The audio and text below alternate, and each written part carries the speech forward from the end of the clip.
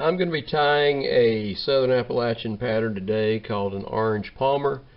The original palmer was invented way back in England in the 1600s, and it was one of the first flies to be used in the Southern Appalachians.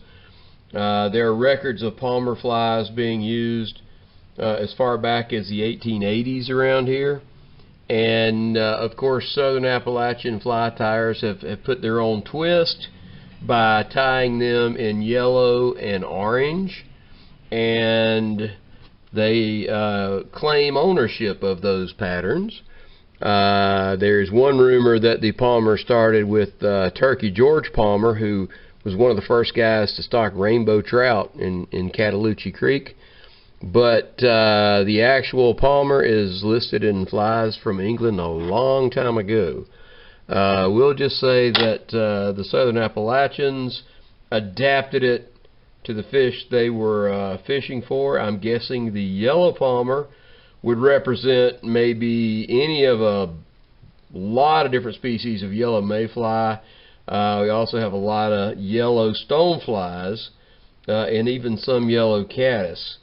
And then in the fall we have a hatch of a big caddis fly called an October caddis that is orange, and my guess would be that that's the closest thing that the orange palmer would imitate, but it may be just it's buggy looking and it has good attractor qualities. This is golden pheasant tippet, and most palmers are going to either have a golden pheasant tippet tail or deer hair. The ones I'm most familiar with, they will tie the pheasant tippet tail on the orange palmers because it's orange, and then they'll use a deer hair on the yellow palmer. So we will be using the pheasant tail or pheasant tippet, and notice just a little bit of that black bar sticks out. That's about the length, and I'm just going to wrap forward a little bit. As far as the hackle goes, two schools of thought. Some tiers tie this with only one hackle, either all brown or all grizzly. I am of the opinion that brown and grizzly mixed, as in the Adams formula, just makes it look buggier. So I'm going to tie in my brown hackle first. I've selected a piece from a rooster saddle.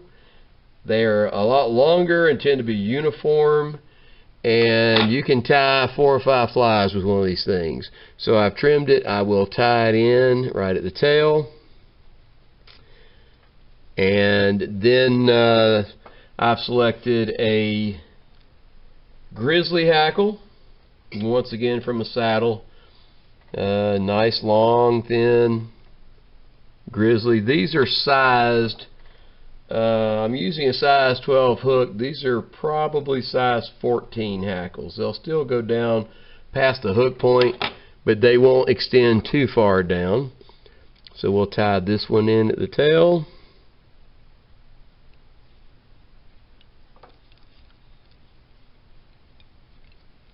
And then for body material, two schools of thought here.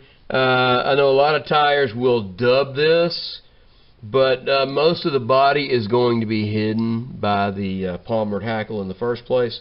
So the other recipe is to use some type of yarn. So Antron, which is what I've got, or Polypro yarn. And notice this is the thickness as it comes off the card, and I have cut a strip and then basically pulled it in half. So I'm using about half the thickness of the yarn from the card, and I will tie it in at the tail, and I'll just wrap it back almost the length of the shank, just to give me a little bit more body, and then trim some of this stuff up.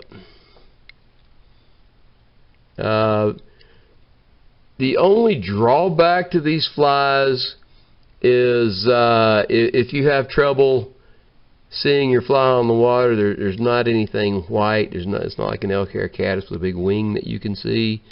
So you don't want to fish them in water that's too turbulent. It's hard to see. But according to locals, this is the pattern to fish over in the Cataloochee side of the park.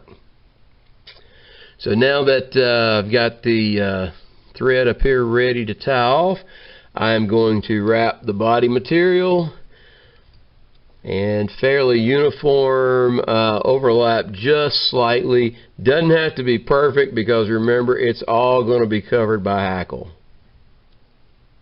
And I'll tie it off about right there.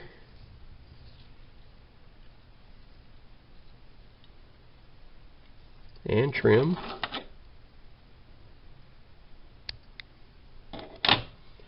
Alright, I am going to start with a brown hackle, and space needs to be left between each wrap, and of course I am going to be wrapping the grizzly in those spaces.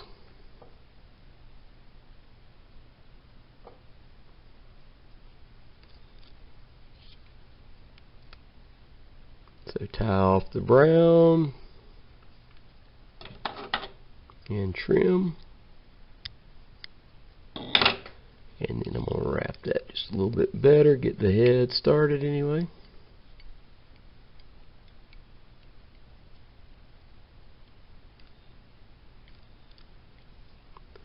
Alright, now when I wrap the grizzly, I am aiming for the spaces in between.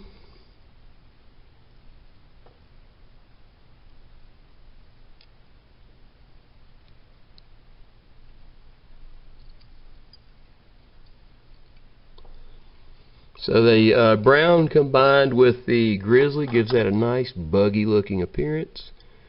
And I'm going to trim up a little bit.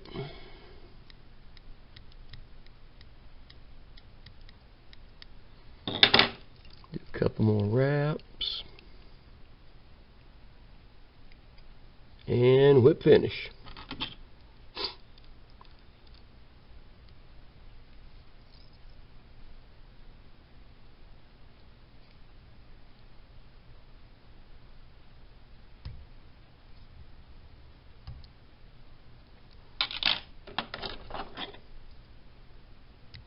Then a dab of head cement to finish it off.